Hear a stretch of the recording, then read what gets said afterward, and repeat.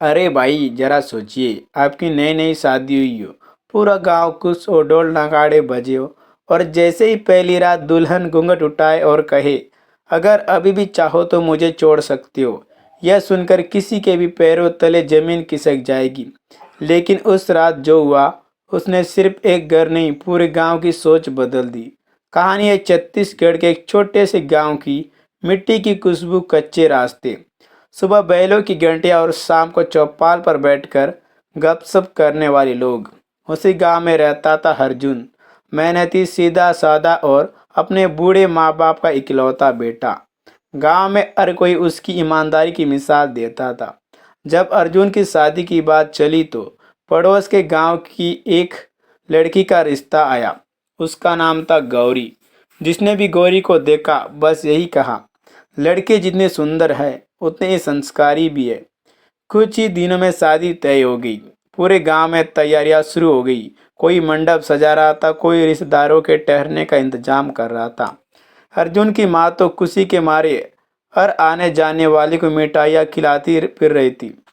उधर गौरी के घर में भी शादी की रौनक थी, लेकिन उस रौनक के पीछे एक ऐसा राज छिपा था जिसे सिर्फ गौरी और उसकी माँ जानती थी। गौरी कई रातों से ठीक से सो भी नहीं पा रही थी।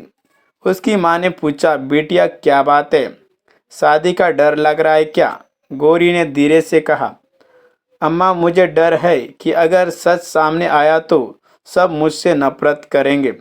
माँ ने उसका हाथ पकड़कर कहा, बेटी सच देर से सामने आए तो दर्द ज्यादा होता है, लेकिन झूठ पर घर कभी नहीं बसता। गौरी की आंखों से आंसू निकल पड़े। इधर शादी का दिन आ गया। बारात धूमधाम से पहुंची। ढोल बजे, लोग नाचे, बच्चों ने आतिशबाजी की। सब कुछ किसी सपने जैसा लग रहा था।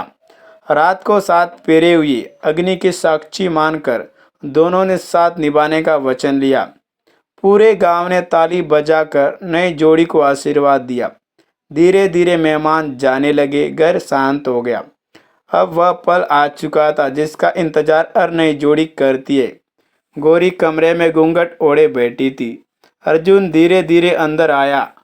उसके हाथ कांप रहे थे। उसने मुस्कुराकर कहा, इतना घबराने की जरूरत नहीं है, अब हम दोनों एक दूसरे के अपने हैं। गौरी ने घूंघट थोड़ा सा हटाया। उसकी आंखें आंसुओं से भरी हुई थी। अर्जुन घबरा गया। क्या हुआ, किसी ने कुछ कहा क्या? गौरी ने कांपती आवाज से कहा, आज मैं आपको एक ऐसा सच बताने वाली हूँ जिसे सुनने के बाद अगर आप मुझे अपनाने से मना कर दे तो मैं आपको दोष नहीं दूंगी। अर्जुन कुछ पल तक गौरी को देखता रहा। कमरे में बिल्कुल सन्नाटा था। बाहर कहीं दूर से कुत्तों के भौंकने की आवाज आ रही थी। अर्जुन ने धीरे से कहा, गौरी जो भी बात है बिना डरे कहो। सच सुनना मुझे झूठ में जीने से ज्यादा पसंद है। गौरी ने गहरी सांस ली और बोली, आज से 2 साल पहले मेरे पिताजी बहुत बीमार पड़ गए थे। घर में इलाज के लिए पैसे नहीं थे। मैंने अपनी पढ़ाई छोड़ दी और शहर जाकर एक सिलाई सेंटर में काम करने लगी।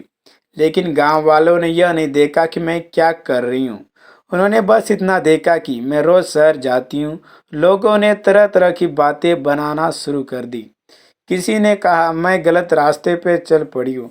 किसी ने कहा किसी वजह से मेरी शादी नहीं हो रही है। गौरी की आंखों में आंसू बहने लगे। मैंने किसी को सफाई नहीं दी क्योंकि मुझे अपने पिताजी की जान बचानी थी। अर्जुन चुपचाप सुनता रहा। गौरी ने आगे कहा, मेरे पिताजी बच तो गए, लेकिन गांव की बातें कभी नहीं रुकी। मुझे डर था कि अगर शादी के बाद आपको किसी और से यह सब पता चल जाता तो आप सोचेंगे कि मैंने आपसे झूठ बोला। इसलिए आज मैंने सब सच बता दिया। कुछ पल तक कमरे में खामोशी छाई रही। फिर अर्जुन मुस्कुराया। उसने धीरे से गौरी का हाथ अपने हाथ में लिया और बोला, जिस लड़की ने अपने पिता के लिए अपना सपना छोड़ दिया वह गलत कैसे हो सकती है? गलती तुम्हारी नहीं, उन लोगों की थी जिन्होंने बिना सच जाने फैसला कर लिया। यह सुनते ही गौरी फूट फूट कर रो पड़ी, लेकिन इस बार उसके आंसू डर के नहीं, राहत के थे। अगली सुबह पूरे गांव में फिर वही पुरानी बातें शुरू हो गई। चौपाल पर बैठे कुछ लोग गौरी के बारे में फुसफुसाने लगे। अर्जुन ने सबकी बातें सुनी, लेकिन इस बार वह चुप नहीं रहा। वह सबके सामने खड़ा हो गया और बोला, आज मैं आप सबसे एक सवाल पूछना चाहता हूँ। अगर आपकी बेटी अपने पिता की जान बचाने के लिए दिन रात मेहनत करे, तो क्या वह गलत कहलाएगी? पूरा चौपाल शांत हो गया। अर्जुन ने गौरी की पूरी कहानी सबको बता दी।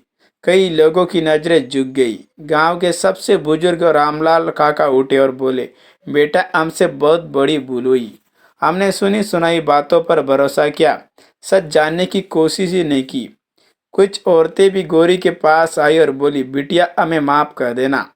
गौरी ने मुस्कुराकर कहा, अगर आज आप सच समझ गए तो यही मेरे लिए सबसे बड़ी खुशी है। समय बीतता गया। गौरी ने गांव की लड़कियों को सिलाई सिखानी शुरू कर दी। धीरे धीरे कई लड़कियां अपने पैरों पर खड़ी होगी। जो लोग कभी गौरी की बुराई करते थे, वही अब अपनी बेटियों को उसके पास भेजने लगे।